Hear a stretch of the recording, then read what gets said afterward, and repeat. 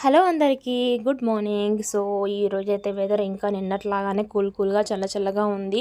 So వర్షం తగ్గింది అనుకునే లోపల మళ్ళీ షురువైపోయింది. సో వాతావరణం చల్లగా ఉంది. ఈ చల్లని వెదర్లో మీరు వేడిగా ఏం తెచ్చుకున్నారు, ఏం చేసుకున్నారు కామెంట్ చేయండి. ఈరోజు మా ఇంట్లో అయితే నిన్న నైట్ చేసిన పూరీలు అయితే ఉన్నాయి. బ్రేక్ఫాస్ట్ చేసే పని తప్పింది ఈరోజు సండే రోజు.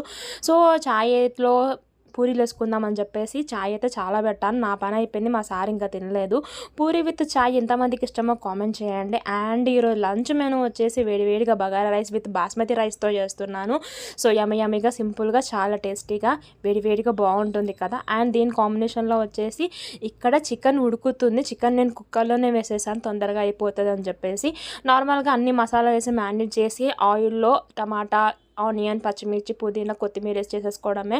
సో ఇదండి మా ఇంట్లో స్పెషల్. మీరేం చేసుకున్నారు కామెంట్ చేయండి. వీడియో నచ్చితే like, share, comment and subscribe. Thank you.